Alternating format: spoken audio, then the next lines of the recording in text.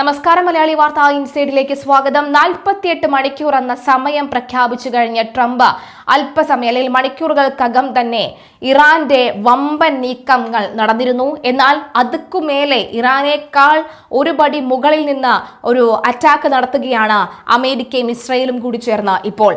IRGC ആണ് നിലവിലെ അവിടുത്തെ ഭരണമൊക്കെ തന്നെ ഏറ്റെടുത്തിരിക്കുന്നത്. ആര് എവിടെ എന്ത് ചെയ്യണമെന്ന് ഇപ്പോൾ തീരുമാനിക്കുന്നത്, ഇറാനിൽ തീരുമാനിക്കുന്നത് IRGC ആണ്. ഈ IRGCയുടെ തന്നെ തലവനെ ഇപ്പോഴിതാ വധിച്ചിരിക്കുകയാണ് അമേരിക്ക. അമേരിക്കൻ വ്യോമസേനയുടെ അത്യാധുനിക F-15E പോർ വിമാനത്തെ വെടിവെച്ചിടാൻ ഇറാൻ പ്രയോഗിച്ചത് പുതിയ ആയുധം തന്നെയാണ്. പക്ഷെ അപ്പോഴും ഇറാനിൽ നിന്ന് വരുന്നത് അത്ര സുഖകരമായ വാർത്തയല്ല. റവല്യൂഷണറി ഗാർഡ് തലവൻ മജീദ് ഖദേമി കൊല്ലപ്പെട്ടെന്നാണ് സ്ഥിരീകരിച്ചിരിക്കുന്നത്. ഇറാന്റെ ഔദ്യോഗിക മാധ്യമങ്ങൾ തന്നെയാണ് ഈ വാർത്ത പുറത്തുവിട്ടത്. ഇസ്രായേൽ US ആക്രമണത്തിലാണ് ഖദേമി കൊല്ലപ്പെട്ടത് എന്നും റിപ്പോർട്ടിൽ പറയുന്നു. Major general Majid Khademi American Zionist ശത്രുവിനാൽ രക്തസാക്ഷിത്വം വരിച്ചു. പുലർച്ചെ ഉണ്ടായ ആക്രമണത്തിലാണ് കരുത്തനും വിദ്യാസമ്പന്നനും ഇറാന്റെ രഹസ്യാന്വേഷണ വിഭാഗത്തിന്റെയും റവല്യൂഷണറി ഗാർഡിന്റെയും തലവനായ അദ്ദേഹത്തിന്റെ അന്ത്യമെന്നാണ് IRGC അവരുടെ ടെലഗ്രാം ചാനലിൽ കുറിച്ചത്.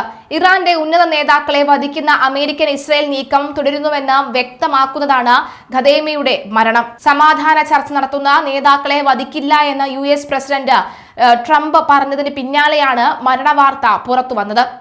45 ദിവസത്തെ താൽക്കാലിക വെടിനിർത്തലിന് US ഇറാനുമായി സംഭാഷണത്തിന് ശ്രമിക്കുന്നുവെന്ന വാർത്തകൾക്കിടെയാണ് IRGC തലവൻ കൊല്ലപ്പെടുന്നത്.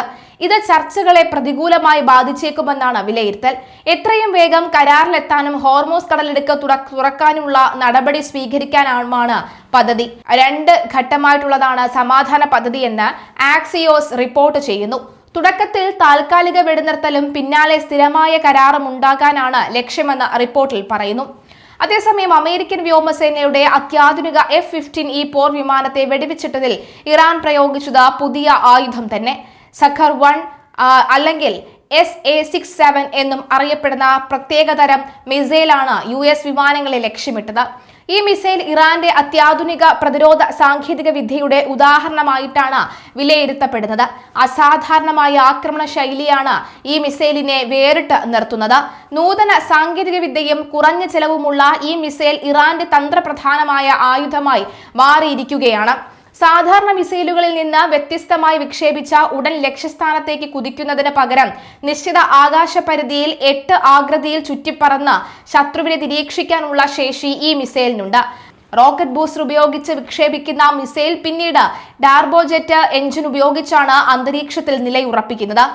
Infrared, seeker, optical, laser, proximity fuser എന്നിവ ഉപയോഗിക്കുന്നതിനാൽ ലക്ഷ്യത്തെ കൃത്യമായി തകർക്കാൻ ഇതിന് സാധിക്കും.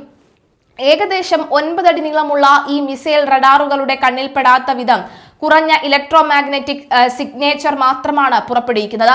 അതിനാൽ യുദ്ധവിമാനങ്ങളിലെ AESA റഡാറുകൾക്ക് ഇവയെ പെട്ടെന്ന് തിരിച്ചറിയാൻ സാധിക്കില്ല. 100 മുതൽ 150 കിലോമീറ്റർ വരെ ദൂരപരിധിയിലുള്ള ഈ മിസൈലിന് 28,000 അടി ഉയരത്തിൽ വരെ പറക്കുന്ന ഡ്രോണുകളെയും ഹെലികോപ്റ്ററുകളെയും വേഗത കുറഞ്ഞ വിമാനങ്ങളെയും തകർക്കാൻ ശേഷിയുണ്ട്. ലക്ഷ്യസ്ഥാനത്ത് നേരിട്ട് പതിക്കാതെ തന്നെ തകർക്കാൻ ശേഷിയുള്ള 22 പൗണ്ട് ഭാരമുള്ള വാർഹെഡാണ് ഇതിൽ ഉപയോഗിക്കുന്നത്. ഇറാന്റെ റവല്യൂഷണറി ഗാർഡ് കോർ വികസിപ്പിച്ച ഈ മിസൈൽ നിലവിൽ ഹൂതി വിമതരും ഹിസ്ബുള്ളയും ഉപയോഗിക്കുന്നുണ്ട് എന്നാണ് റിപ്പോർട്ടുകൾ. കുറഞ്ഞ ചെലവിൽ നിർമ്മിക്കാവുന്ന ഇത്തരം മിസൈലുകൾ അത്യാധുനിക 5ാം തലമുറ വിമാനങ്ങൾക്ക് പോലും ഭീഷണിയാകുമെന്നത് അന്താരാഷ്ട്ര തലത്തിൽ വലിയ ചർച്ചകൾക്ക് വഴിവെച്ചിട്ടുണ്ട്. USന്റെ അത്യാധുനിക F-35 വിമാനം വെടിവെച്ച് വീഴ്ത്തിയെന്ന് ഇറാൻ അവകാശപ്പെട്ടിട്ടുണ്ട്. അതിനുപയോഗിച്ചത് ഈ മിസൈലാണെന്നാണ് വിവരം. എന്നാൽ F-35 വിമാനം വീഴ്ത്തിയെന്ന അവകാശവാദം US ഇതുവരെ സമ്മതിച്ചിട്ടില്ല. എങ്കിലും ഇറാന്റെ ഈ പുതിയ ആയുധം വരും ദിവസങ്ങളിൽ യുദ്ധതന്ത്രങ്ങളിൽ വലിയ മാറ്റങ്ങൾ വരുത്തിയേക്കാമോ എന്ന ചോദ്യമാണ് ബാക്കി. പക്ഷെ എത്ര തന്നെ യുദ്ധവിമാനങ്ങളും ഈ ആയുധങ്ങളും ഉണ്ടെങ്കിലും അപ്പോഴും അമേരിക്കയുടെ തട്ട് താണു തന്നെ ഇരിക്കുമെന്ന കാര്യത്തിൽ സംശയമില്ല. F-15E യുദ്ധവിമാനം ഈഗിളിനെ വെടിവെച്ചിട്ടതിനെ തുടർന്ന് കാണാതായ പൈലറ്റിനെ അത്ര എളുപ്പത്തിലല്ല അമേരിക്ക രക്ഷപ്പെടുത്തിയത് എന്ന് ഇറാൻ റവല്യൂഷണറി കോർപ്പും പറയുന്നു.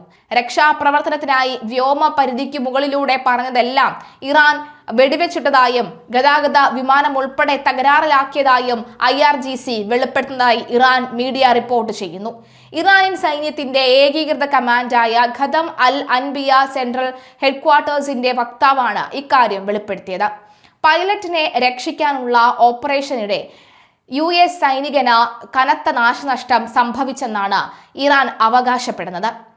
ഇസ്ഫഹാന്റെ തെക്ക് ഭാഗത്ത് നിന്ന് C-130 സൈനിക ഗതാഗത വിമാനവും 2 ബ്ലാക്ക് ഹോക്ക് ഹെലികോപ്റ്ററുകളും തകർക്കപ്പെട്ട വിമാനങ്ങളിൽ പെടുന്നവയാണ്. ഒരു ഇസ്രയേലി ഡ്രോണും വെടിവെച്ചിട്ടതായി ഇറാൻ മീഡിയ റിപ്പോർട്ടുകൾ വ്യക്തമാക്കുന്നു. ഈ വിമാനങ്ങളൊക്കെ ഇപ്പോഴും കത്തിക്കൊണ്ടിരിക്കുകയാണെന്നും IRGC പറയുന്നു. റിപ്പോർട്ടുകൾക്കൊപ്പം ഒരു തകർന്ന C-130 വിമാനത്തിന്റെ കത്തിക്കരിഞ്ഞ അവശിഷ്ടങ്ങളും കറുത്ത പുകയും അടങ്ങുന്ന ദൃശ്യങ്ങളും പുറത്തുവരുന്നുണ്ട്. അതേസമയം തന്നെ രക്ഷാപ്രവർത്തനം പരാജയപ്പെട്ടു എന്ന് കൂടി ഇറാൻ വക്താക്കൾ പറയുന്നു. US-ന്റെ F-15E യുദ്ധവിമാനം ഇറാൻ വെടിവെച്ചിട്ടതിന് പിന്നാലെ ചാടി രക്ഷപ്പെട്ട US കേണൽ 2 ദിവസം കാണാമറയത്തിരുന്നു.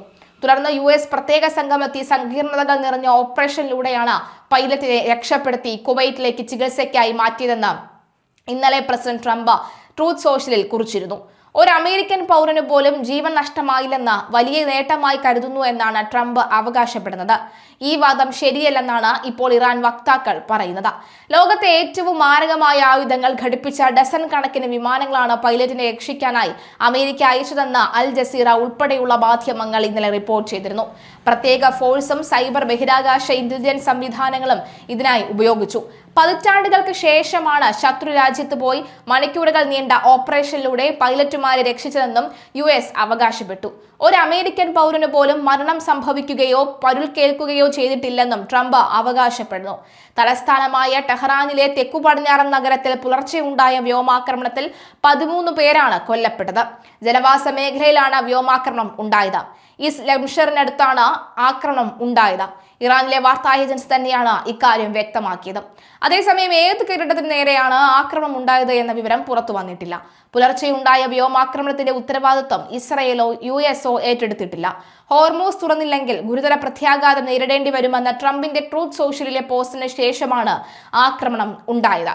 ടെഹ്റാനിലെ ഷരീഫ് യൂണിവേഴ്സിറ്റിക്കെതിരെയും പുലർച്ചെ ആക്രമണം ഉണ്ടായിരുന്നു. ആക്രമണ ഭീഷണി ഉള്ളതിനാൽ വിദ്യാർത്ഥികളടക്കമുള്ളവരെ ഇവിടെ നിന്നും നേരത്തെ ഒഴിപ്പിച്ചിരുന്നു. വ്യോമാക്രമണത്തിൽ സർവകലാശാലയിലെ കെട്ടിടങ്ങൾക്ക് സാരമായ നാശനഷ്ടം സംഭവിച്ചിട്ടുണ്ട്. തൊട്ടടുത്തുള്ള പ്രകൃതിവാതക വിതരണ കേന്ദ്രത്തിനും നാശനഷ്ടം ഉണ്ടായി. ഇറാന്റെ ബാലിസ്റ്റിക് മിസൈൽ പദ്ധതിയുമായി ബന്ധപ്പെട്ട ഗവേഷണങ്ങൾ ഷരീഫ് സർവകലാശാലയിൽ നടക്കുന്നതായി നേരത്തെ തന്നെ ആക്ഷേപം ഉയർന്നുണ്ട്. അതുകൊണ്ടാണ് സർവകലാശാലയ്ക്ക് നേരെ ആക്രമണം ഉണ്ടായതെന്നും രാജ്യാന്തര മാധ്യമങ്ങൾ റിപ്പോർട്ട് ചെയ്യുന്നു. സർവകലാശാലകൾ പോലെയുള്ള സുരക്ഷിത സ്ഥാനങ്ങൾ ആക്രമണം ഏകോപിപ്പിക്കാനായി ഇറാൻ തിരഞ്ഞെടുക്കുന്നുണ്ടെന്നാണ് US ആരോപിക്കുന്നത്. പുലർച്ചെ ടെഹ്റാനിലെ ഷിയ സെമിനാരി നഗരമായ കോമിന് നേരെ വ്യോമാക്രമണം ഉണ്ടായെന്ന ജനവാസ മേഖലയിലെ ആക്രമണത്തിൽ 5 പേർ കൊല്ലപ്പെട്ടുവെന്ന് ഇറാൻ മാധ്യമങ്ങൾ റിപ്പോർട്ട് ചെയ്യുന്നു. അതേസമയം യുദ്ധത്തിൽ കൊല്ലപ്പെട്ടവരുടെ സഖ്യം നാശനഷ്ടങ്ങളുടെ കണക്കും കുറച്ച് ദിവസങ്ങളായി ഇറാൻ പുറത്തുവിട്ടിട്ടില്ല. എന്നാലും നിലവിലെ സാഹചര്യത്തിൽ ഇറാൻ പൂർണ്ണമായും ഒഴിപ്പിക്കൽ സ്ട്രാറ്റജി നടത്തിക്കൊണ്ടിരിക്കുകയാണ് എന്ന് വ്യക്തമാകുന്നു. ആണവ കേന്ദ്രങ്ങളെ ആയിരിക്കുമോ ലക്ഷ്യമിടുന്നത്, എണ്ണപ്പാടങ്ങളെ ആയിരിക്കുമോ ലക്ഷ്യമിടുന്നത്, 48 മണിക്കൂറിനുള്ളിൽ സംഭവിക്കാൻ പോകുന്നത് എന്താണ് എന്നടക്കമുള്ള വമ്പൻ നീക്കങ്ങൾ സംഭവിക്കുകയാണ്.